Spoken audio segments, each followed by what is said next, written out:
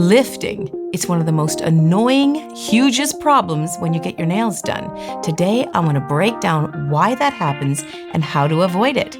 It's mostly in the preparation. Let's get started.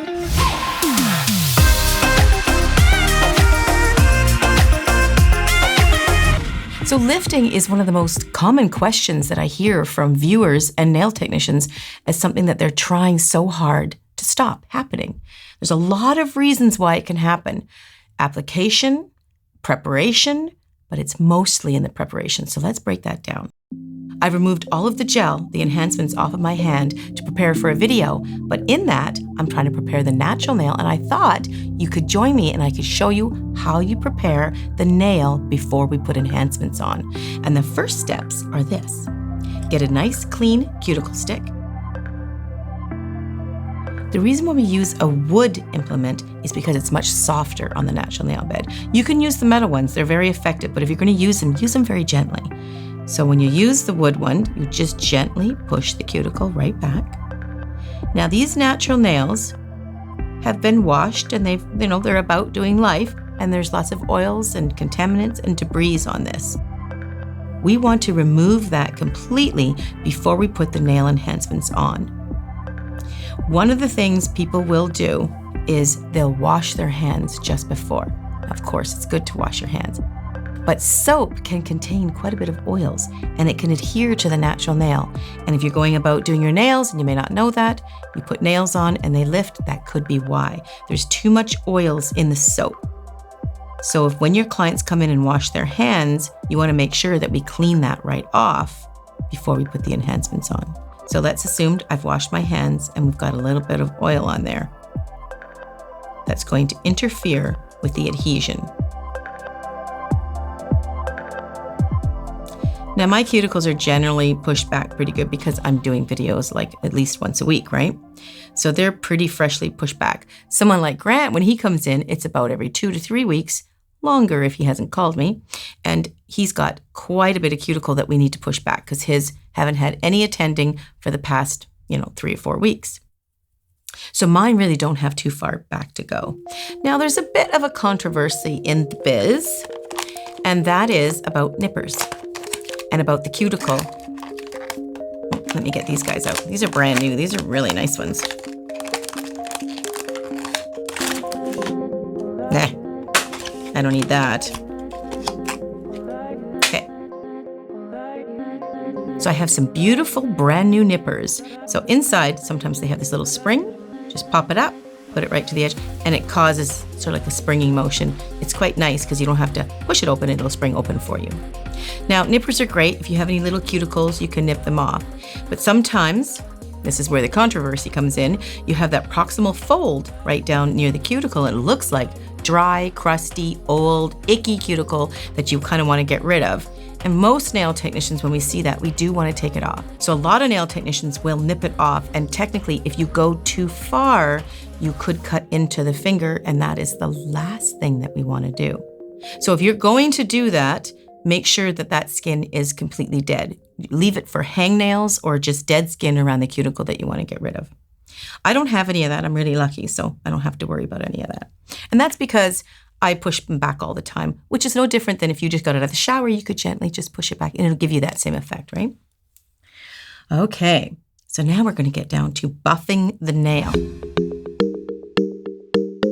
We're going to assume that I've washed my hands and I have oil from the soap that I used. So we want to get rid of that oil. The best thing to do is use acetone. Acetone will remove almost 100% of the oils. You want to pick up acetone that's cosmetic grade in the drugstore or your beauty store. Yes, they sell acetone at the hardware store, but it's not meant as cosmetic grade, which means it has too much oils, minerals, lots of garbage in there you do not want to use on your fingers. So you want to grab some acetone that's from the drugstore or the cosmetic store, okay? So you want to just clean that nail plate so that there's no oils, and the acetone will remove that.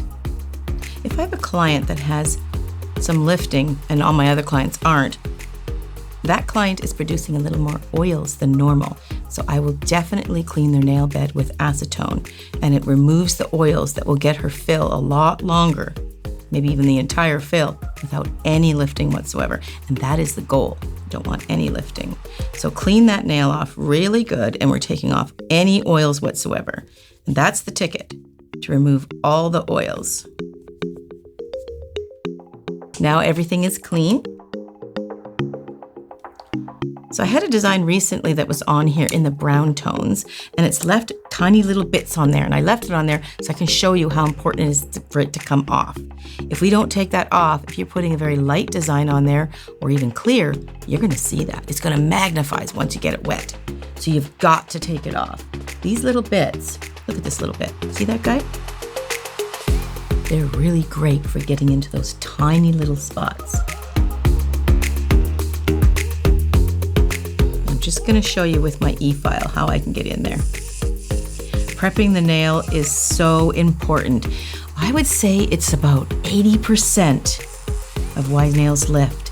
If they're not prepped properly, they will lift. So all I'm doing is getting rid of that little brown mark that I saw. This bit is not a prepping bit.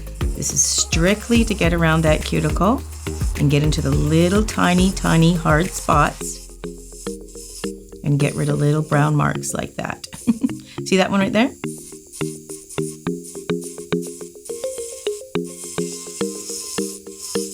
That's what this bit is really great for, is getting right in there. See that little brown spot?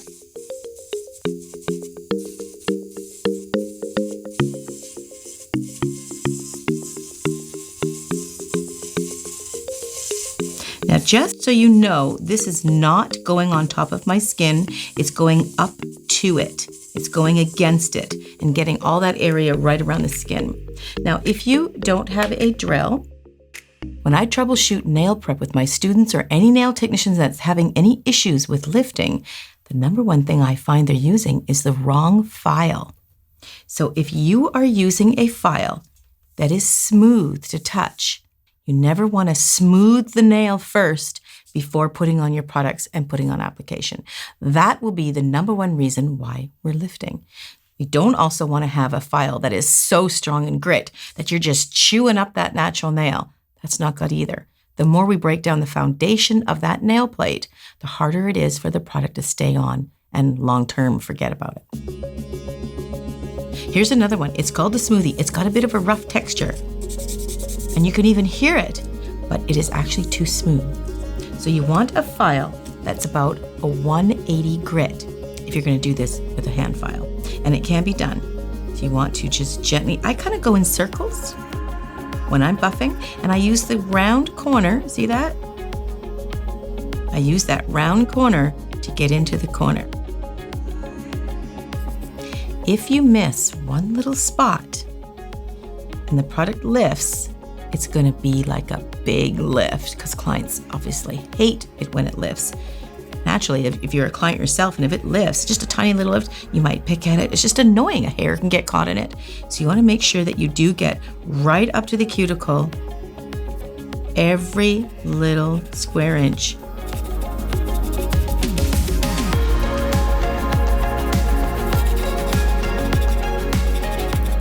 You're sort of pushing up the cuticle at the same time. I find that very effective, but you make sure that you want to get all the way up there. Don't miss anything. It's really important. So just go in circular motions. Don't do it hard and fast either, because if you do, you could burn the natural nail plate. We just want to buff up and take away the shine on the natural nail plate. We don't want to dig through layers. So having a proper grit file is key important. If you're using a drill, I highly recommend Arbor bands. Arbor bands were these little sanding bands. They come in fine, medium, and coarse. In my opinion, the coarse is too coarse. And if you're heavy-handed on the drill, you're gonna chew up that poor little natural nail bed. So I suggest using the fine or the medium. They're both quite sufficient for buffing up the natural nail surface. When you turn your drill on, you want to do it at a relatively low speed.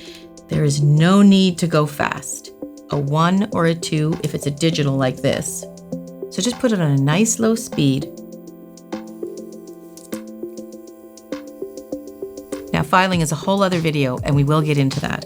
But you just want to do a nice, gentle back and forth motion when you're prepping that natural nail. And then when you go around the cuticle, you don't want to dig into there, but you want to make sure that you're buffing the cuticle.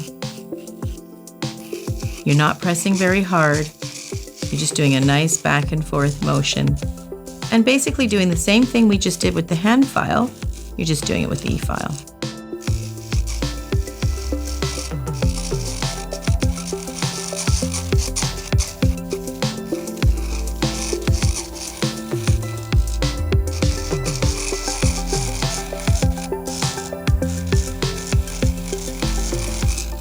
These are very gentle files, very gentle bits. You can see this, you can hit the skin. It's not your goal, of course, but you can hit the skin, it's not gonna hurt. These are nice and gentle. And that's the number one thing, really key, you wanna remember. We do wanna buff the surface of the natural nail, but we wanna do it very gently. So just be gentle. We just wanna take care of that natural nail. No, if it hurts, stop the service right away. And that's not a good thing. And if the file's hurting, that means they're going too fast and it's burning, then it's too deep. Do not put up with that. That's very incorrect. Okay. Oh, thumb.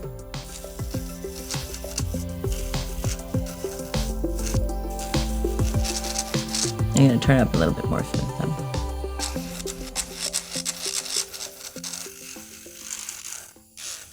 So excited of what I'm preparing these nails for. Okay, so you've prepped and you've filed and you've gently buffed all the nails. They're rid of all the oils and contaminants, and now we're ready to dust them off. And now it's dust free. So these guys are ready to go. Now comes your product. This is also very important. Most companies, I'm gonna use Ugly Duckling as a sample, and most companies, when you're dealing, I'm gonna be putting on acrylic. So for my next video, so I'm gonna be using an acrylic prepping system. Now, most acrylic companies will provide you with a dehydrator, a prepper, and a primer. They go together.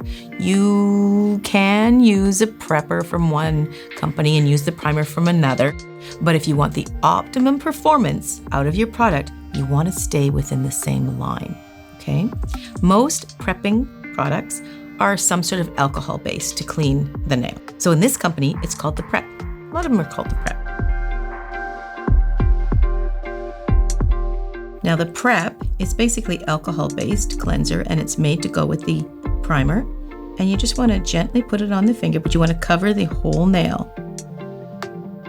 And if you get the skin, it's not like a big deal. You just want to focus on the nail. I don't know, you must be wondering, what is that brown mark on your finger? It was a burn. I burned it with a curling iron. I think I'd know better at my age, but. So it's just healing now. And I'll do the thumb.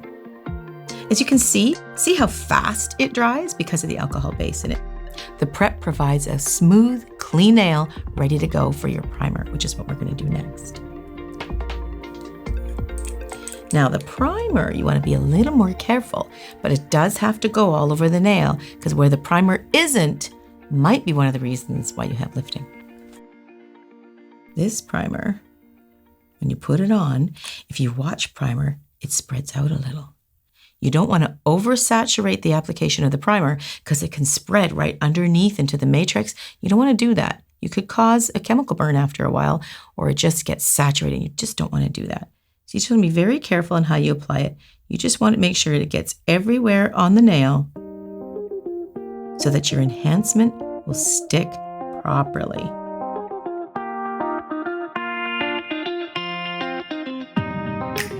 And lastly, the thumb. Okay, these nails are absolutely ready to go for my acrylic enhancements, which will be my next video. I hope to see you there. Thanks for joining me.